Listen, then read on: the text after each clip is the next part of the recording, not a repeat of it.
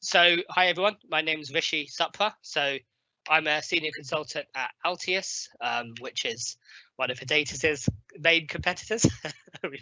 There's a lot of history between the two companies there. But actually we've actually been acquired by Avanade last month. So we're now part of a wider group. So Avanade's a joint venture between Microsoft and Accenture, and they acquired Altius just last month. As Alex said, I'm a data platform MVP, fairly recent.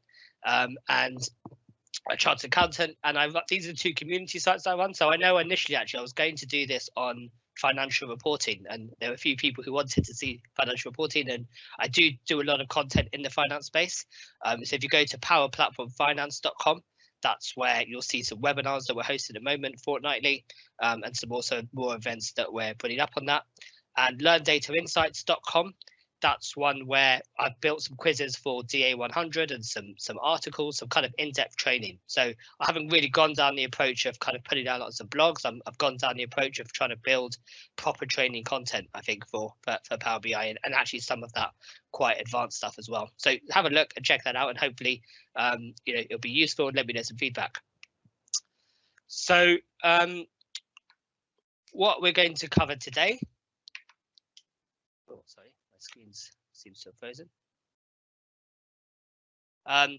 Is a little bit about a view of what and how to govern in Power BI. So it's going to be some of the same points that kind of Laz mentioned, but not at the same kind of level. And I'm not going to go through those steps. It's more just a kind of some tips around how to govern it, because that ties in quite well with actually how you do sharing. So I'm going to cover sharing and collaborating as kind of distinct concepts with both internal audiences and external audiences.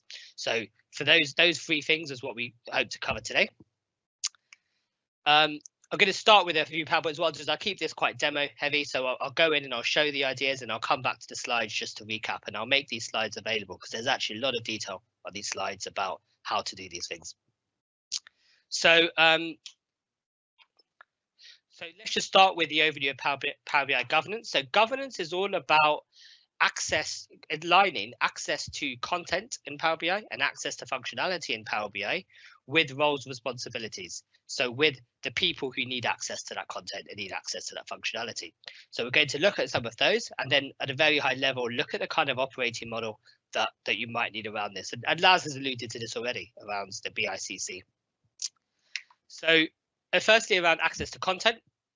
So as Laz was kind of saying, your workspace admins are actually the people who are gatekeepers to content, because all your Power BI content sits in workspaces. That's where your report, datasets, and dashboards sit. So make sure those people are aware of their responsibilities and are able to execute on those responsibilities, so that you have some training or you've identified those. And that's quite difficult to do in a large organization. So there's ways that you can do that. And also think about using Active Directory groups and row level security with apps. So for distributing to a wide audience, this is something we'll cover a bit later, you really want to use apps rather than giving people access to the workspaces directly. That's what it's intended for. So from a workspace, you can publish an app and you can put in there lots of people. And the idea is, rather than put in individual names, you put in security groups. So these are groups that you have potentially in Active Directory on premise that you can federate, and you can go into the Azure portal and you can create groups there, so teams, and then you can share with those groups. And the idea is that as people join and leave roles or join and leave the organization, those groups are updated. So by controlling it through access to groups, you're not having to rely on people to manually add and remove people as they change, or to know of those changes even. Access to functionality. So a couple of things here is around controlling what's on your premium environment. So it's just what we were talking about just now around, make sure you only put those critical ones in there, those enterprise data sets, those enterprise reports that need to be carefully monitored and managed, or that make use of those functionalities in Power BI, things like paginated reports, things like enhanced data flows. Where it needs access to those, put those on premium, and the rest of the stuff should be on shared. The other thing is the admin portal, and actually, why don't I go in and show this? I'm not actually sure if, can you see different desktops? Can you see Power BI, Azure? Yep. Laz? Alex, I don't know if you're muted. Sorry, Rishi, can you repeat that? Could you see my screen, Power BI admin Yeah, portal? yeah, we can see the web Brilliant. browser. All right, Yeah, I can see it, mate. We can see it. Cool, good. I'm switching to different desktops. I wasn't sure if that worked on a live event. No, we see it. So in the admin portal, so in here, if you've got admin rights in Power BI, and obviously there's going to be only few people in the organization who have this, you've got tenant settings here. And for most of these settings, what you can do is choose whether you want to enable them for the entire organization or for a subset of the organization, or disable it to make it available for no one. So things like workspaces, by default, anyone can create a workspace with a pro license. You can restrict that and say only if you're part of a specific security group, if you're part of a kind of super user group, if you like, do you have the rights to be able to create workspaces. So that will then limit, everyone being able to publish reports. Again, you need to strike the balance with this.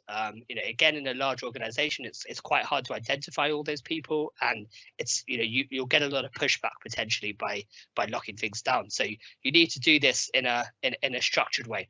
But this is one way in which you can apply some governance over Power BI.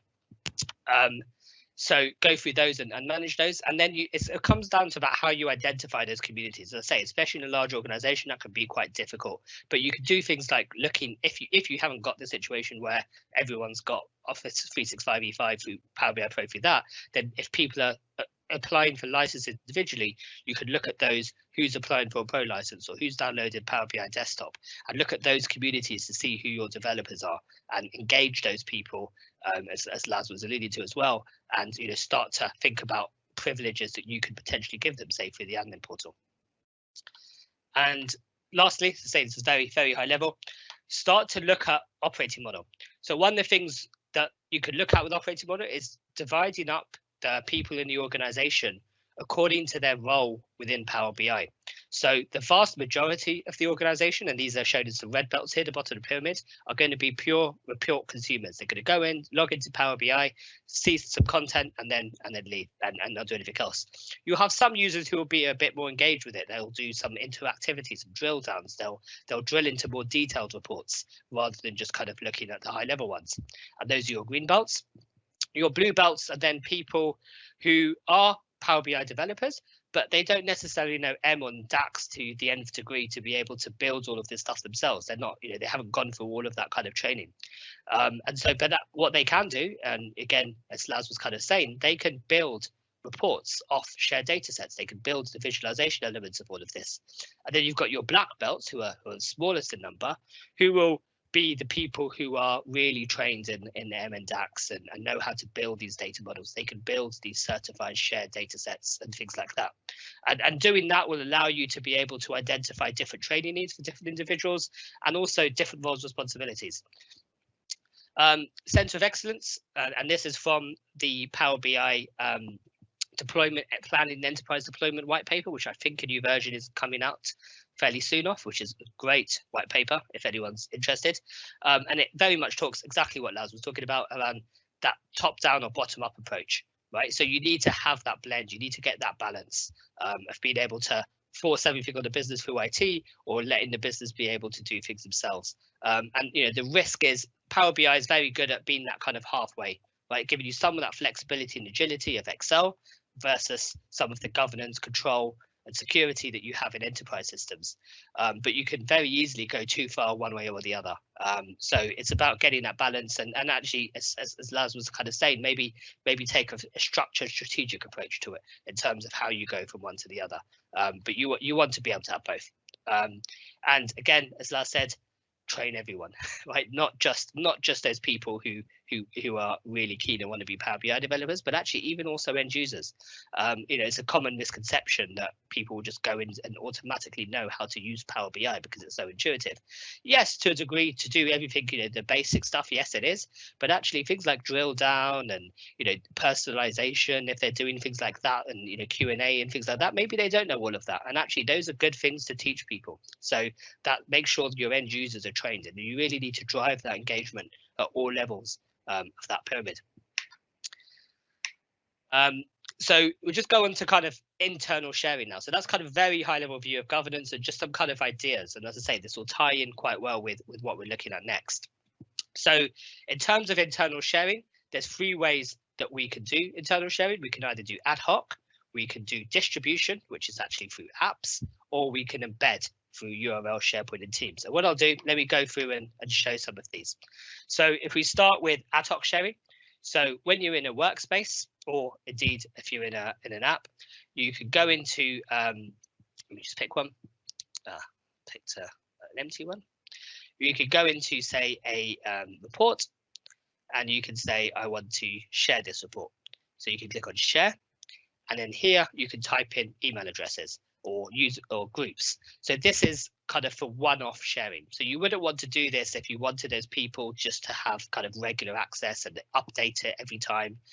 This isn't really what I do. It's more for kind of that one-off exercise, and also for a fairly small audience. I mean, you wouldn't want to necessarily put hundreds of people in here because yes, you can track it, but it's not the same level of control that you'd have over an app. So you can enter in email addresses here. You can specify whether you want the people that you share it with to be able to share it on. You can specify whether you'd want them to be able to use the shared dataset capability of this report. So use the dataset behind it. I wouldn't recommend doing that in this way. So I'd always kind of uncheck that. And then whether you want to send an email notification to them. And this is the link. And then you can also control access through that. So that's one way of doing it. Say for kind of one-off. And once you've done that, when they go into Power BI, they'll see it in this section here, shared with me.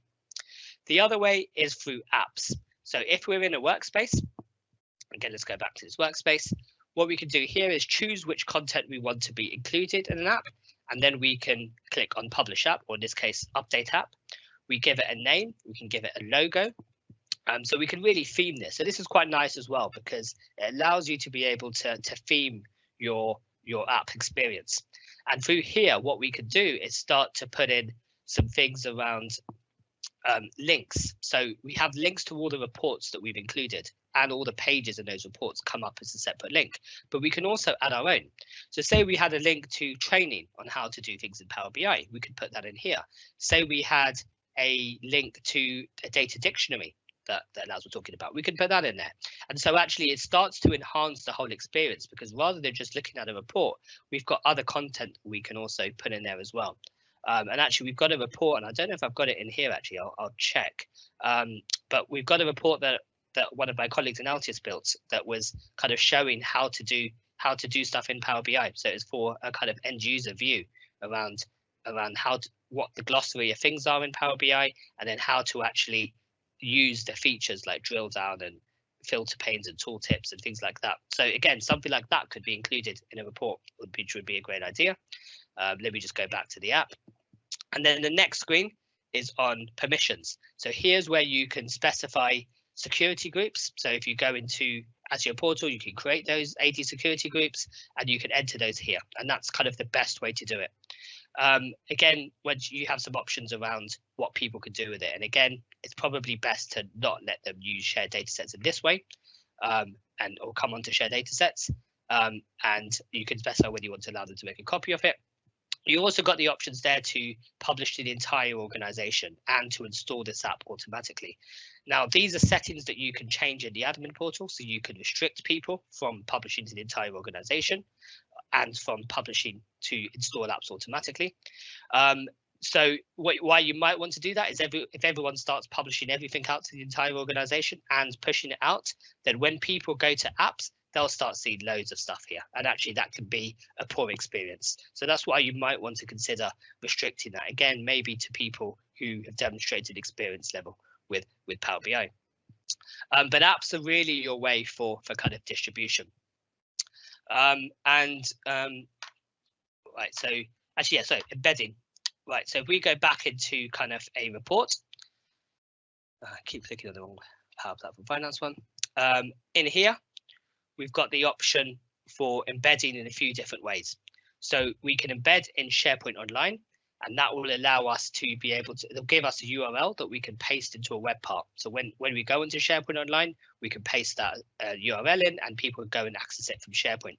Bear in mind, they need to have access to the underlying report as well. So it's not enough just to publish it from here and then assume that everyone will be able to access it. They need to be given rights to it. So you can do that by publishing an app and giving them access to the app, and they'll be able to then see it also in SharePoint Online, or you can add them as a viewer role in the workspace. You can embed in Teams, and you don't need to do any of this in Teams. You can just go straight to Teams, add a tab, select Power BI, and choose the report. Again, you need to make sure that all the people in that team have access to the report. One way of ensuring that is to actually publish it in the workspace that's created automatically when a team is created, although bear in mind that connection is going to go away at some point. You've also got ways of embed. If you wanted to click on, you've got ways of just generating a URL that you can publish onto any kind of web page. This publish to web is not generally recommended for corporate scenarios because it allows that report to be accessed by anyone with that URL. And people often think it's a long URL, no one's going to guess it, it's quite secure, but actually, on the contrary, I've seen a report where someone's gone out and scraped the web for these and published a list of all of them. So definitely not a good way to do that. And again, publish to web is something you can restrict and should restrict absolutely in the admin portal. You can also create, if you wanted to create a URL, then you should use this option, the website or portal, and that will create a secure embed link. So like publish to web, it will be accessible via URL.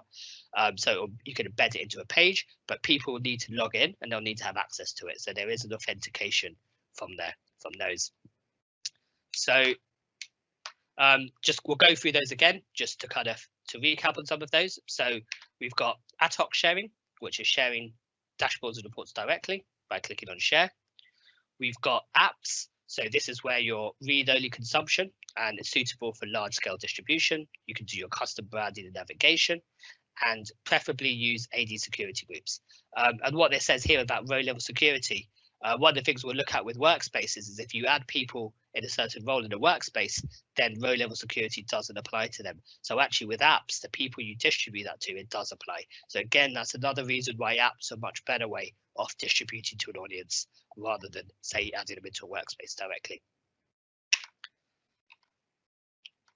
But then, so for apps which have not been pushed to them, so the users will need to go into their apps window and go to get apps. So remember, we had that option there to push it to end users. So if it's been pushed to them, they'll just see it here. If not, they'll need to go to get apps. Another point on here is that when you publish the app, all the data will automatically, each time the data set refreshes, that will get automatically reflected in the app. But if you change the underlying report, if you change the visuals or you publish something new, that won't get pushed to the reports automatically. You'll have to go in and update app in order for that to happen. And that's a good thing because it means you can actually almost use that as a staging layer for some of your visual changes. And just bear in mind that if you make data changes, they will be pushed through. So if you make a data change and then you need a report change to reflect that, your data change will get reflected before your report change potentially. And embedded in SharePoint. So again, create the web part URL. Embedded in Teams, you can just add a tab in a Teams channel, and you've also got then the embed to URL. So next, let's look at internal collaboration. So first we looked at internal sharing. We have those 3 ways of sharing. So for collaboration, we've got 3 main ways of collaborating with content with internal users. So there's a workspaces, Dataflows, and shared datasets. And what I'm going to do is just go through again some of those. So workspaces are obviously workspaces are the containers within Power BI that host the content that the reports, datasets, and dashboards. Now, what we can do is in a workspace, we can go in here and we can do workspace access, and we can add people to the workspace. So we can add in here in new V2 workspaces, we can add in groups in here, so AD security groups or people, and we can assign them a role of admin, member, contributor, or viewer. Now, I'll go through in a minute what those roles all are. So admin obviously gives you all the rights. Members gives you almost all the rights, but you can't add or delete people. And contributor gives you some slightly fewer rights. And the idea here is that even though you can add them into here, so this is one way of potentially seeing it. So once people are added to the workspace, they can then see the content in here. So again, actually, if you don't want people to be able to see the data sets behind it or to access it, you're much better off using apps. You can run them as a view into the workspace and it will have a very similar effect. But again, the app experience is much better for that. So really what workspaces should be used for, and the people you should add to it, are the people you want to collaborate on content with. So other report developers that you want to allow to be able to publish to the workspace, publish to an app even maybe, and work on content together. So those are really the only people you should have in a workspace. And again, bear in mind, if you add people with a role of contributor or above, then row level security doesn't apply to them. So very important that you bear that in mind. So the other thing is then shared data sets. And Laz has talked a little bit about this already. But the idea about shared data sets is that you can have those single versions of the truth like you do with analysis services, and actually you can give people build permissions on that. So rather than them having to connect to data and do all of the data modeling and do their own calculations, which might be slightly different to the ones that have been done before, you can actually give them access to a shared data set.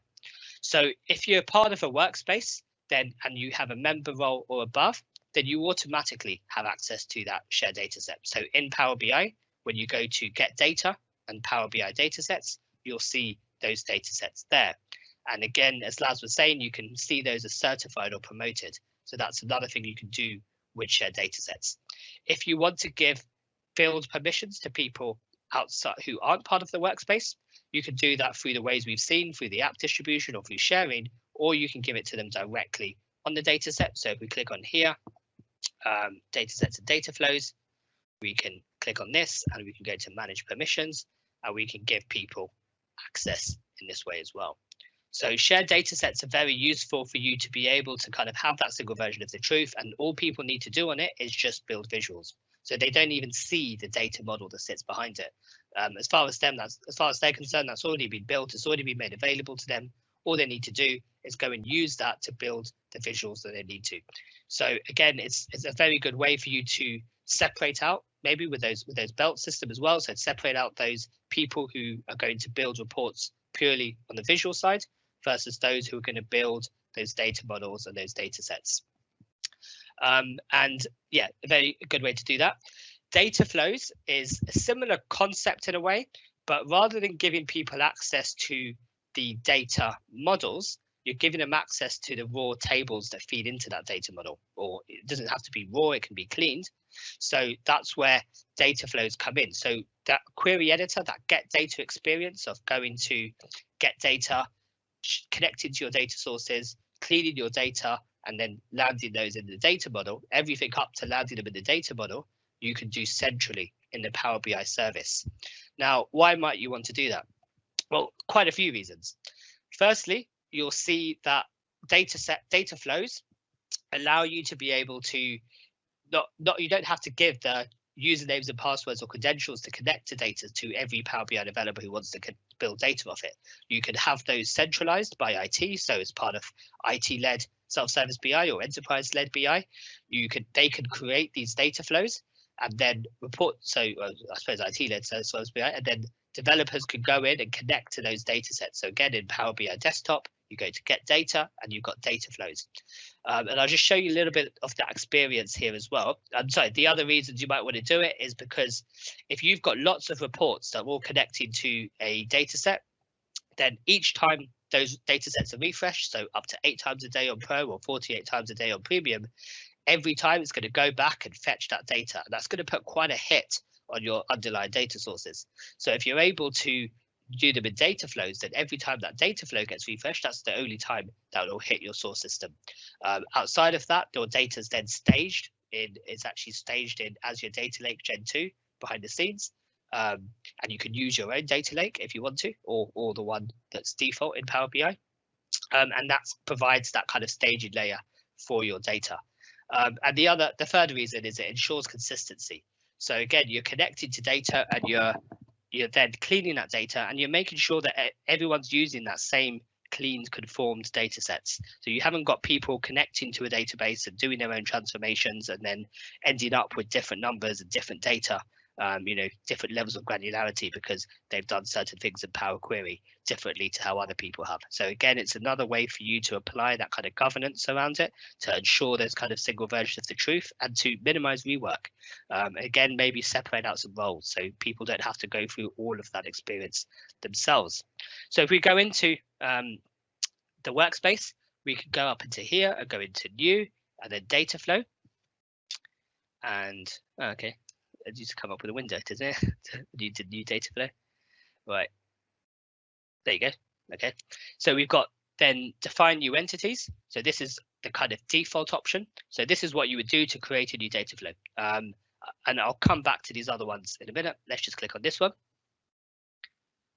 So here, what you'll see is experience very, very similar to get data. So, and it's almost identical. And actually what you can do is go to blank query and copy and paste in your M code from Power BI Desktop. So you can go in there, go to advanced editor, copy and paste your code out for your queries and paste it into here, and that will work.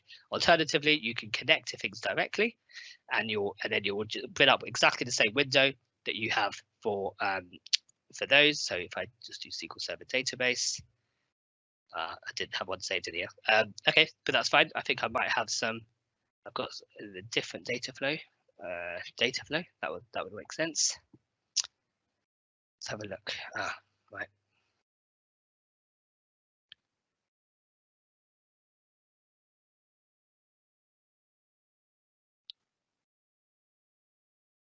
Yep. So here's a data flow. Here's what I created earlier, and we can go to when you go to edit entities. Or if you went to connect to a database, you'll see exactly the same kind of windows you would see in Query Editor in Power BI Desktop. And then you can apply your steps through the UI, save and close, and then you have these as data sets. So each of your data flows becomes like a data set, and you can go into settings and you can manage those. So you can manage gateway connections if that's appropriate. You could manage the credentials. You could look at set up a scheduled refresh for that data flow, and set up an endorsement level for it as well. And then again, when someone goes into Power BI Desktop, they go to get data flows, they can just consume those and bring those into their data model. So they can still use those kind of raw tables. They can then build their own relationships, their own DAX calculations. They're all part of their own data models, but they're going kind of one step back. So again, let me go back to the slides and we'll just kind of do a quick recap of those kind of options. So workspaces, the containers in which Power BI content is hosted, intended mainly for collaboration, so not for distributing content to an audience.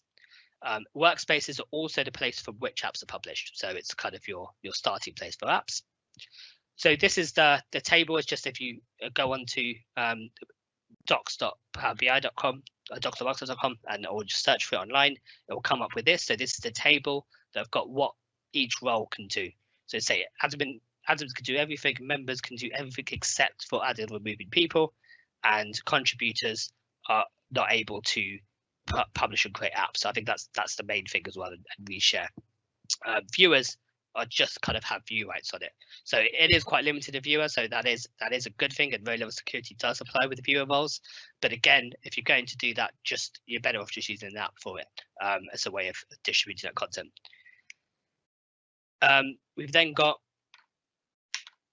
share data sets and data flows. So say this is ways of sharing the underlying data behind, sharing the data sets or the underlying data behind your reports. So you can share them either via data flows, which is your data tables from source, either raw or cleaned, with transformations applied, or share data sets. And that's the full data model behind the report. So all the DAX calculations, all the relationships, row level security. So all people need to do from that is just build visuals. Nothing else. Then got data flows, and again, this is quite heavy. I was going to come back to those three options, and actually I've done a whole new session on this, and I'll put a link to it later on, which is the different ways in which data flows can be used. So we went to add a new entity, we created a new entity. So this is your Power Query Online. That's your default for creating data flows, but you can also actually specify your own data lake Gen 2 storage account, and then it will write it back to there. And the reason you might want to do that is because then you're creating that cleaned, conformed data sets that you've done in Power Query Online, and making those available to the rest of the organization. So if you have data scientists or other people, again, rather than giving them connections to underlying databases, you give them connections to data in Data Lake, which is much more accessible, and those Data Lake CSV files are created through a data flow. As the last option, you can also then actually just land all your data in Data Lake Gen 2. So use Azure tools like Data Factory or Databricks, have your data land in Data Lake Gen 2, and then just expose that to Power BI as a data flow. And it's non-editable in Power BI at that point. So again, it's another way of governance. So as you start to get more governed with this data, or again, if you're coming at it from the other way around, you can start with this as enterprise and move more into the kind of self-serve world of people creating their own data flows. Then got it's a bit of a lag on the screen.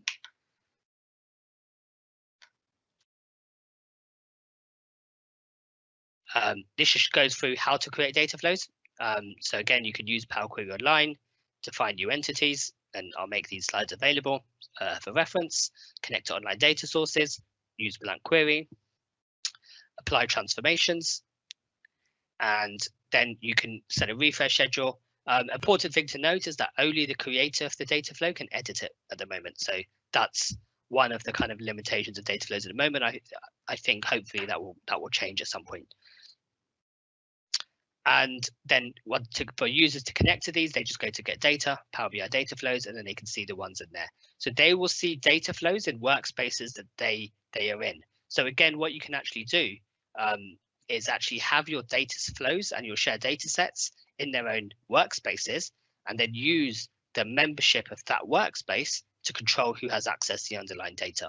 So it's a way for you, again, to be able to separate things out a bit. And this is really where you start to get some of these things with governance and collaboration, where you can split out your reports from your data sets and your data models, and indeed your data models from your data sets, and then start to control who has access to those through workspace access and AD security groups.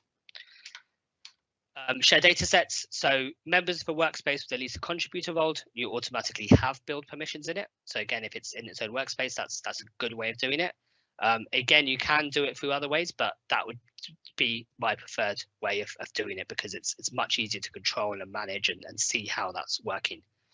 And then when you go into Power BI Desktop, connect to data sets, and you'll see the list. And the certified and promoted ones will be the ones at the top. And again, in the admin portal, you can restrict who's able to certify data sets. And again, you don't want everyone certifying them, because that would defeat the object of the certification. You want people who are building those single versions of the truth. You want those people to be able to certify them. And then, yeah, say developers can utilize these to build their own report visuals. They will be able to add local measures. So once you connect to a data set in Power BI, same as if you connect to analysis services, you can create measures, but they're just local to that report. So the idea is, if you want to create measures that you need to show a visual in a particular way, you can do that, but they won't be fed back into the data model. So again, it's a way for you to be able to have that governance over those. The reports produced can be published to a different workspace, but you need to make sure you have read permissions on the data set for the people that are going to view the report that's based off. And this is just saying, actually, this is a good way of going through and making sure that your data sets and data flows can kind of sit in their workspaces and tie into. So here you've got data flows sitting in a workspace that goes into shared data sets. That shared data sets feeds multiple reports, and those reports are each published in their own workspace. And one of the common challenges, very, very common challenges with Power BI is, well, how do I do this kind of matrix distribution where I've got one report that needs to be distributed into this audience along with a few other reports, but then this other audience needs to see that same report, but actually a few other different ones. And I don't want to have to duplicate all my reports. So making use of things like shared data sets is a really good way to do that, because even if you've got some duplications of those thin visuals, those reports that just contain visuals, it's not so much of a problem. The real problem comes is when you start to have duplication of data sets, and duplications of all of those refreshes going on, and all of those data models and different versions of the truth. just having some duplication of those, or you can avoid that as well, is a way to help with some of that challenge. So next one to cover external sharing. So this is now then if you want to share with external users. So let me just bear me 1 second. Yeah. So first way, we're going to go through 3 ways again for this. So each one of these, we're looking at 3 ways to do each of these. So we're going to look at Azure AD B2B, which is essentially doing exactly what we've done before, but with external users. Look at publish to web, which I touched on briefly before, and Power BI embedded. So for using Azure AD B2B, this is how you can do all of those same sharing things that you can do with internal users. So ad hoc sharing, adding people to apps, and potentially to workspaces, but we'll come back to that. You can also do with external email addresses. So if you go into it, by default, everyone's able to do ad hoc sharing with external users. So what they're able to do is if you go into a workspace, and again, let me show this because it'll be easier. If I go into one of the workspaces in here, and again, I want to, I click on share.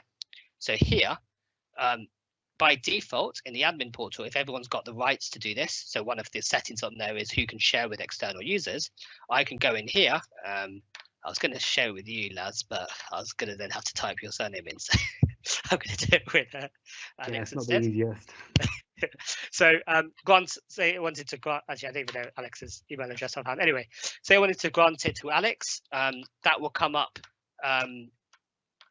That's probably the wrong email address, but that will come up. That will allow me to do it. So it says it gives me a quick warning. No, that's the right email address. That's the right one. Oh, is it? Oh, okay, there you go. It says one or more of your email addresses are outside the organization, but it gives me a warning, but it still lets me do it, and I can still have all the same options. Now, if I share this with him, he's going to get an email saying, Rishi has shared this report with you. When he goes and does that, it will create a guest account for him in my tenant. So this is my Learn Data Insights tenant. It will create a guest user account in my Azure Active Directory tenant. So I can go in and treat him exactly like he was an internal user of my organization. I can then go assign him to groups. I can do all of that. So that's a necessary step. So everyone needs to be added to your Active Directory tenant in order to be able to consume content. But by doing it this way, I've created an ad hoc invite.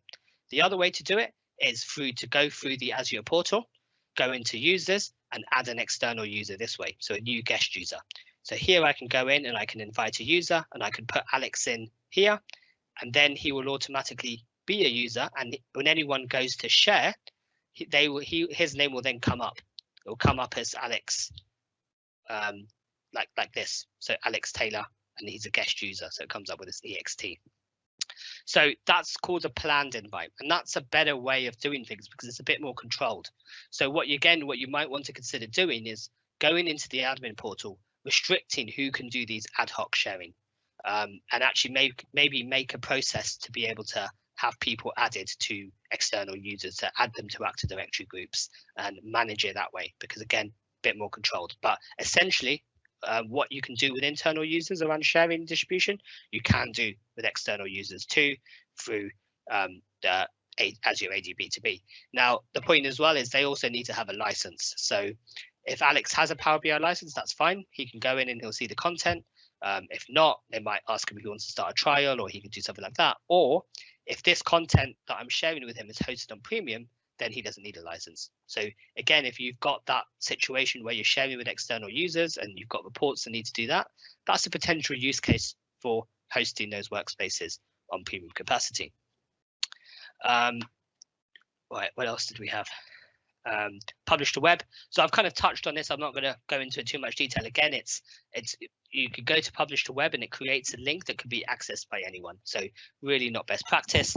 Again, what you're able to do in the admin portal is restrict who's able to create publish to web reports. So if you start to lock that down, and if you lock it down now, it won't necessarily, you have the option, but it won't necessarily stop those old reports from working. So at least you've got that flexibility there.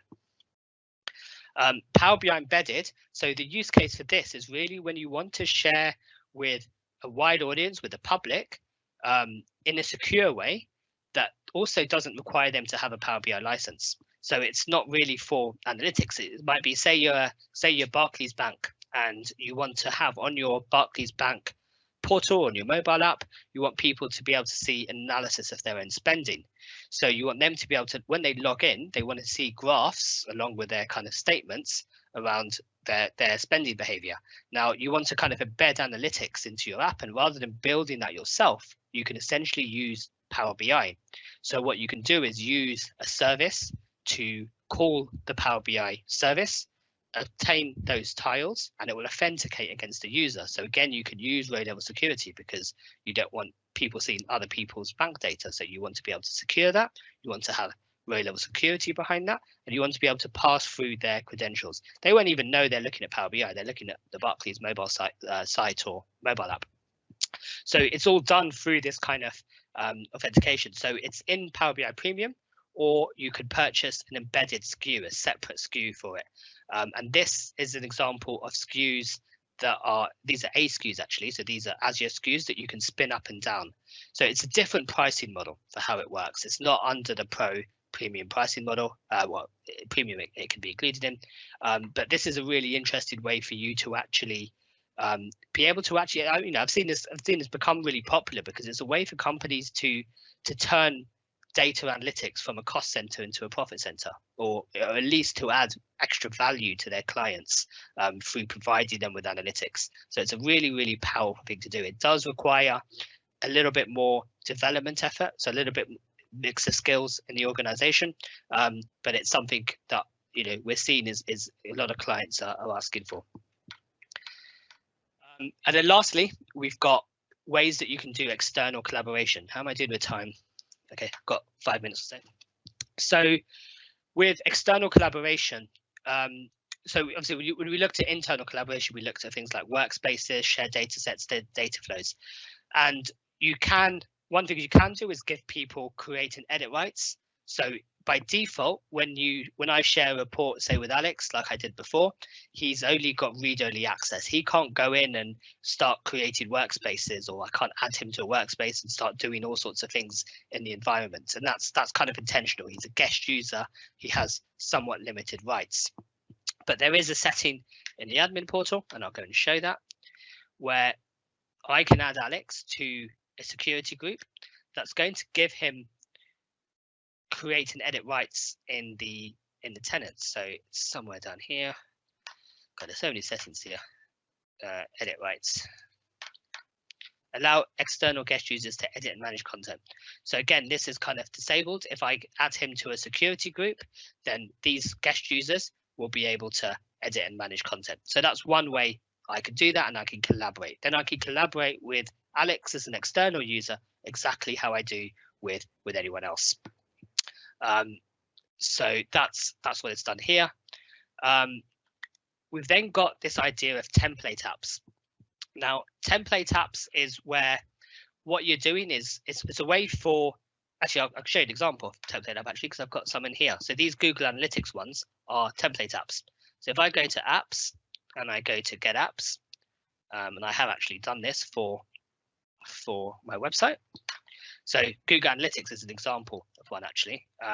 So here, when you go to apps, you'll see all the apps from your organization, but you'll also see apps that are on AppSource. So this is the marketplace, Microsoft's marketplace for custom visuals, but also for these kind of apps. And what you'll see on things like here are things like Google Analytics, or where people have connected to particular data sources. So what they've done as an ISV, as a software vendor, they've created a set of Power BI reports and dashboards, and they've created all that data model and they've built that IP, but essentially that's the same. It's a generic data source that can be applied in different companies, right? So Google Analytics is a good example.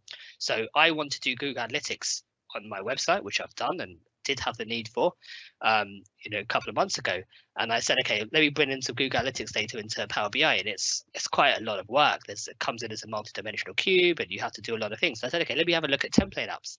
So here's a pre-packaged app that I can get from the marketplace. So I install it, and I can go in, and I won't show you because it is actually live Google Analytics data, but it shows you all the stuff like the visitors you've had each day, which countries they've come from, all of that. And all I've done is put in my credentials for Google Analytics. So I've put in my ID and my credentials, and then it's been able to use that, connect to Google Analytics, the data source, use mine, and put it back to me. And there are restrictions on what I can do with that. So I can't go in and download that PBIX file, for example, without paying the supplier. So it's a way for them to be able to protect their IP, or a way for them to be able to distribute solutions to multiple clients who are all connecting to the same kind of data source.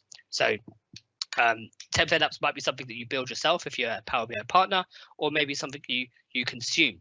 And again, it's something that could be restricted in the admin portal. Do you want to allow your users to install template apps? If so, do you want them to only install ones on AppSource or somewhere else? And I'm not actually sure where else they could get template apps from, but I know that's a setting on there. So it's the most commonly used when a partner or a software vendor has built a solution around a particular data source where multiple customers will have data in the same format. And the last thing we could do is with Power BI Embedded. So in Power BI Embedded, we can also give people rights to actually create their own kind of visuals in there, or use that kind of data. So you've got quite a lot of things you can do with the APIs, the JavaScript APIs in Power BI Embedded. So you allow them to be able to kind of add custom actions. So you can say, I want them to be able to export this or send this data to somewhere. You can have your own, you can define your own menu. So when they click on the three dots or they right click, you can create actions for them to be able to do things off those Power BI visuals, and also allow them to be able to customize and create their own visuals. And a lot of that you see in the Power BI service as well. So things like Q&A and personalization, something that was talked about last year at MBAS as well. So hopefully something we'll see quite soon in Power BI itself. So again, that's another way you could potentially collaborate with external users. I put a few links here. One of the things to look at, apart from Laz's presentation, which is great, was the Power BI adoption framework. So this is by two guys in the UK called Manu and Paul, and they've got a whole YouTube series. So I just created a quick tiny URL off that. So if you want to note those down, as I say, the white paper, planning a Power BI enterprise deployment, and you're better off just searching that online. And I think there's a new one coming up. So I think the version on there at the moment is 2018. So Altius have a YouTube channel where we have guest speakers come on and do talks. So I've done one on Dataflows, and I've gone through those 3 modes of Dataflows in quite a lot of detail. So that's the link to that there. And then my colleague has done one on admin portal settings. So again, that's a link there, or you can just search for, don't search for Data Lounge just by itself. So just go onto YouTube and search for Data Lounge, or do Altius Data Lounge if you'll see why. And then also Altius have, this is something I saw that Laz has done as well, because we were working on this last year in the same space, but we've got an AppSource offering around Power BI governance. So it's a kind of offering to show you some things you can do around the governance space. What I'll do is I'll leave those up. Are there any questions that come through in the chat? Yeah, great presentation, Rishi. We do have one question. Sure. My screen has frozen, so I can't access Q&A actually. Bear with me.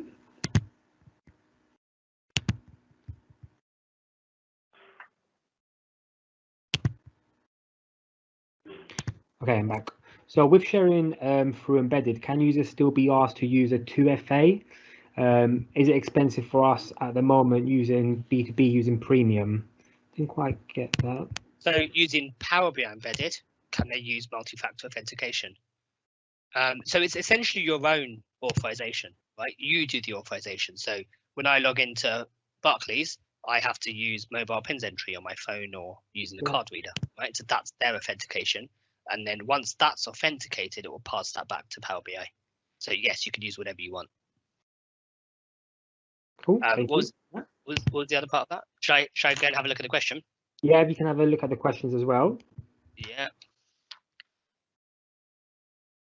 That was in here, wasn't it? So, okay.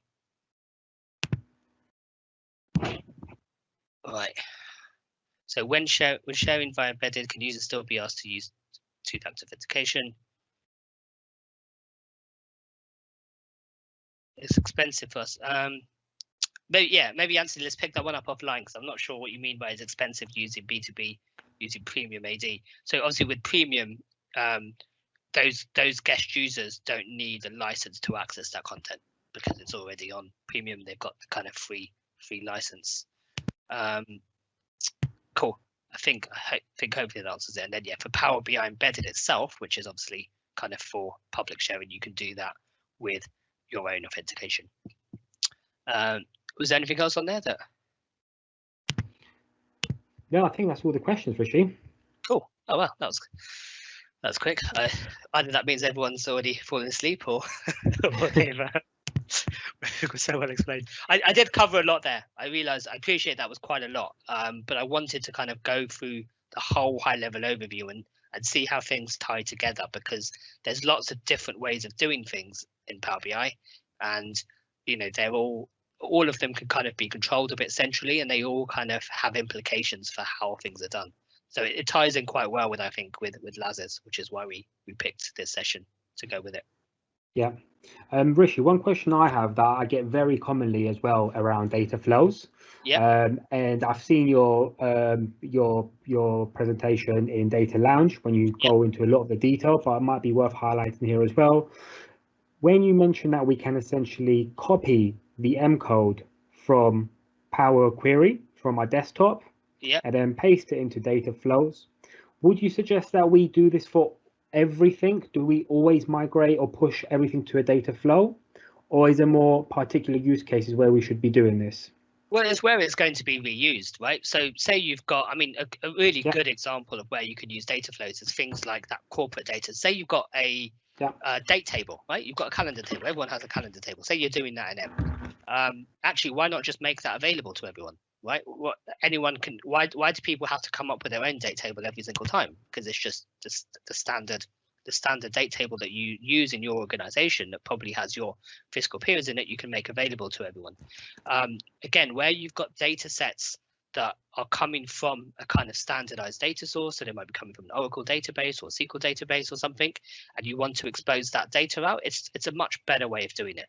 And again, one of the things conclusions I've kind of reached on this is you can't govern everything, right? You have to pick your battles with stuff, especially in the once it's been rolled out to a whole large organization. So actually, maybe you pick those ones that are really important and you put those on premium, and you use data flows and you use shared data sets and you use all of these things on those. And then, the rest of it, you let people work out what they want to do. Does that answer the question, Laz? Or? Absolutely, yeah. Brilliant. Thanks, Rishi. Great. I think, Alex, should we hand over to you to wrap up if there's nothing else? Any other questions? Oh god, okay. Anthony did come back on the question actually. He did say, so if they use two-factor authentication with embedded, is it cheaper than having to have AD premium license of $4 each? I don't actually know the question. Active Directory premium. I don't actually know the answer to that, to be honest. I don't know what Active Directory premium licenses cost you and why you need that over a free Active Directory. So I would assume you don't need an Active Directory. I think you need Active Directory. Oh, I see what you mean. Fine. So you're saying for guest users. So when you have guest users coming in, so you're sharing with them, so ad hoc, or if they need to have two-factor authentication, then you need to pay for an Active Directory premium license for them. Interesting. Yeah, I'm not quite sure, to be honest. I think, I'm not quite sure about Active Directory pricing. But maybe let's pick that one up offline. That's all right, please, Anthony. Thank you very much to Rishi and Laz. Can you see my screen, Rishi, at the moment? Yep, I can. I'm on Meetup, yeah? You see the Meetup page? Yeah, see the Meetup. All right, okay. So next week we've got a Power BI Lunch and Learn session at 12:30 with Ben, Howard, Sheb Raymond and Lewis Holmes. Do shine up for that session if you can make it. It's also in Teams, it's also recorded, and we are sharing all the slides and documents on a OneDrive. This event is occurring every week for the next 4 weeks. We've had 2 already, so you can, if you want access to the slides and the recordings, I'll send you the links. So 6th, 13th, 20th, and then 27th. And then our next Power BI user group session, bring it up, so it's another page, 1 second, is, wait for the load. I believe, sorry about this, there we go. Yeah, we're on the 28th of May. We were due to have Marnix Janssen fly over from Denmark, but he is going to do a webinar with Ben Howard. So he's doing evaluation context in DAX, and Ben is doing Power BI presentation, 90% of the job. That'll also be in Teams. It won't be in Northern Quarter, unfortunately, but do RSVP, do get involved. Yeah, there's lots to get involved in over the next few weeks. Have a look at Rishi's slides and everything else. But thank you very much to everyone who has tuned in this evening. Look after yourselves, and if you have any questions or any recruitment needs, don't hesitate to get in touch, and take care. And thank you very much again to Rishi and Laz. They'll be available for the next 10-15 minutes to answer questions via the chat box. And enjoy your evening. Take care. Thank you. Thank you. Thanks, Alex. Thanks, Alex. Yep. Yep. Laz and I will be on here for a few minutes. We're getting some really hard questions there. But maybe I'll point some of them to you, Laz. Do you know about how it works with multi-factor authentication for guest users? So if you have it enabled in your tenant for all your internal users, and then you add external guest users, will they be forced to use multi-factor authentication as well? And then, because I think there's a cost associated with that. That's a valid question, but unfortunately, I don't know, Rishi, in regards to the external user aspect of it. Yep, nor do I. So again, I think we'll have to pick that one up offline afterwards. Yeah. What I'll do, let me put in my LinkedIn, and you've got Laz's as well. Just reach out to us, and we will find the answer for you. We did have another question that came up on caching in Power BI. So memory is really important. So how should you kind of manage memory in Premium? So I think you covered this a bit, didn't you, Laz, in terms of kind of the eviction of datasets? Oh, I didn't go into the eviction essentially of it, but essentially, yes, memory is an important, one of the most important assets for us to make sure we plan for in Power BI. Now, the 3 areas again we should be ensuring we have enough memory capacity for is for hosting our Power BI datasets, as well as ensuring for refreshes and incoming queries. Now, in regards to Power BI Premium caching, I believe this is turned on by default, and I would suggest leaving it on by default, because I don't know about you, Rishi, I've never come in scenarios where I had to turn it off because it was consuming any memory. No, I've not come across that either. I think the way it's been built is very effective behind the Yes. scenes. I think it just, it will basically, if people go in and they fire off the same kind of queries, it will cache those and just return. That's return fine. the cache, which will be faster. Laz, can you pop your camera on for a second, mate, so I can get a quick screenshot? No, sorry, I thought I don't know this time. You asked this time, Alex. How kind of you. You normally don't ask. You normally just take it when we're off guard and then post it on LinkedIn. Oh yeah, standard, mate. Sorry. I'm gonna time to pose now. Put your thumbs up, guys. Put your thumbs up, and I'll see you guys very soon. I'm gonna go do my clap now. Take care, guys. All right, cheers, Alex. Take care now. Yeah, no, so I think absolutely it is worth enabling caching. Yeah. I mean, bear in mind, if you've got like row level security and quite specific row level security, like dynamic row level security and things like that, I don't think it'll be that effective, because I think it will, it won't be able to cache those properly. But I think that's, I'm not aware personally of any downsides of it. Yeah, I agree on that. Is there any other questions coming in? Would you consider Dataflows mature enough to be, at this stage, to be used as part of a corporate reporting system, i.e. data warehouse? So absolutely, Power BI, even with Dataflows, is not a substitute for data warehouse, right? It's not a substitute for data platform. They have, I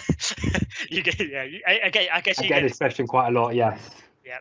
So, so it's not, the idea is not to be, Power BI doesn't store data, right? It has your data held in memory in a cache, but it's held in memory. It's temporary almost, right? It's not a permanent data store of your data. It's not a substitute for data warehouse. Even with Dataflows, it's storing your data, yes, in Data Lake Gen 2, but the idea is not to use that as your kind of, that's your data warehouse. I think I think data flows. Personally, I think there are still some issues with data flows. I think it does need to be a little bit more mature before I'd kind of use it in all kind of enterprise scenarios and use it as a default option. I think it needs to get a bit more mature before that. But you know, for those different modes of data flows, I think it's definitely something worth looking at, because I think, especially, you know, as I was talking about, where you have data flows where they're kind of purely self-service orientated, where you create them in Power Query Online, where they're kind of semi like it's almost like a sandpit environment in your data lake where they can write back to your data lake, and then also that third option where you can create your data lake, your files in Data Lake Gen 2 and then mount them as a data flow in Power BI. So I think having those kind of options gives you a kind of clear differentiation, and the idea is actually you don't have to restrict yourselves to one. In any given tenant, you can have a multitude of them. So you can have some workspaces that write back to your data lake, some that just consume data flows, and some where you have more self-serve Power Query Online data flows. So you can have all three. There are restrictions on stuff though. So things like, you know, some of the things that you can't. So what was it? Yeah, your data lake Gen 2 has to be called. You have to have a container called Power BI. Or something like that, and you have to. There's a few restrictions on things like that. You can't specify. Once you specify your data lake Gen 2 storage account, you do that in the admin portal, and you can't change it. So that's universal. You can't set that on a workspace by workspace level. So actually stuff like that is, as I say, those are the kind of things I would hope to be a little bit more mature before I'd say yes, this is a great solution to use across the board. I think for now it's worth exploring and worth kind of using in those use cases like we talked about, like with calendar tables, or where you're pulling out data from a database and you don't want to necessarily give every Power BI developer access to that source data. There is also a concept of row level security in data flows, so you'd have to create different data flows for different subsets, and I think that's intentional. I don't know if that's going to change. Actually, I'm not sure. Anything to add on that, lads? No, I do agree with you in that regards. Certainly, I did mention above that using corporate spaces, but I meant more in production environments, like you mentioned, using for calendar dimensions essentially, or using it amongst for your dataset designers. That is where I'll use data flows as well. But we do have another question coming in as well, Rishi. It's in regards to what you were previously discussing. Can you choose to exclude multi-factor authentication for externals via groups? Yeah, again, it's all the same point, isn't it? So if you've got external users, do they need to go through MFA, and how does that work from a licensing perspective? And it's not an area I've looked at specifically. So again, reach out to Lads and I on LinkedIn and Twitter. We'll pick up. That's part of the same conversation. Yeah. I saw one about kind of data quality, which was quite interesting actually. And I saw you responded to that. I absolutely agree with the answer. It's the question. Let's just read out the question quickly. So in terms of rolling out data-driven decisions, which is bread and butter to data people, but for those that trust people over data, and therefore means underlying source systems might not be updated, would you expose data gaps through published reports, or hold reports back until data quality is better?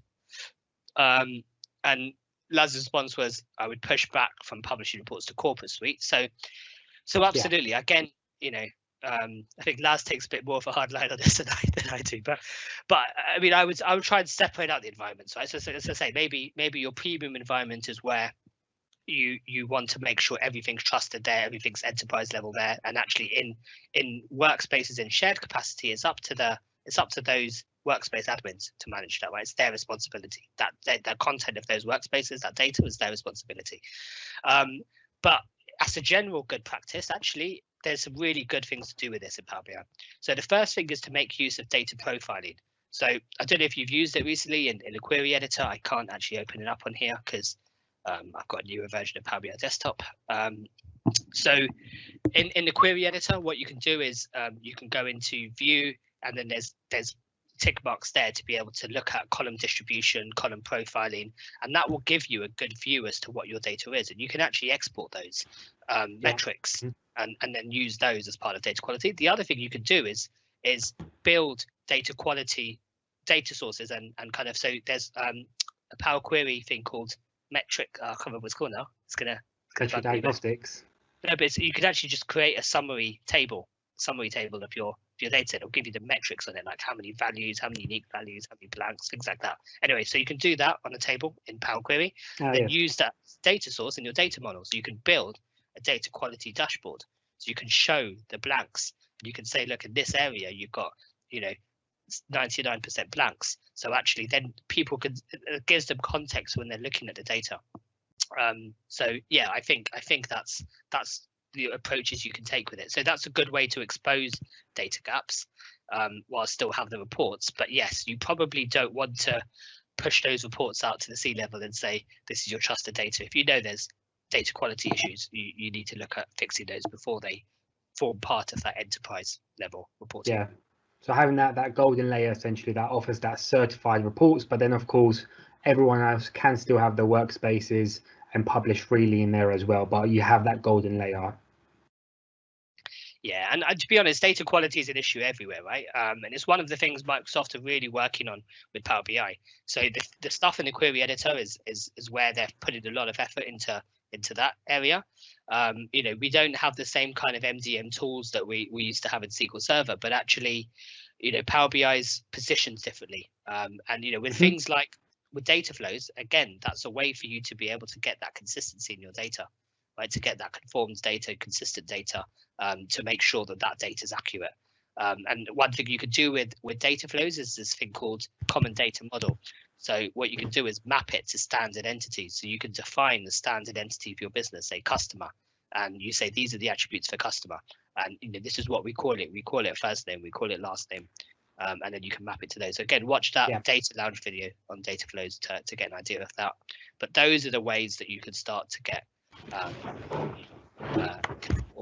proper data and manage data quality.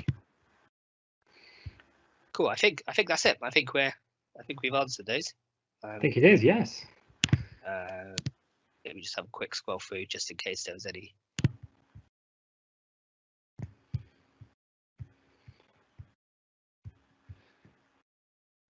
No, I think we have all of them. Brilliant. Yeah. And if anyone else does have any other questions, do feel free to reach out to either one of us as well. Publish data quality scorecards. Yeah, there you go.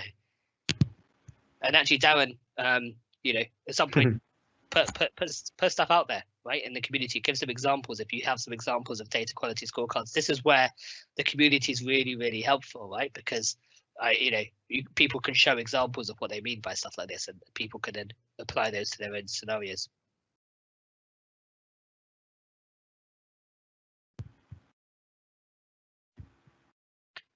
Sorry, I just realized actually that one of the questions was an answer to that MFA question. So what someone said, and they've posted it anonymously, but it said you can choose to exclude MFA for externals via groups in Azure Admin.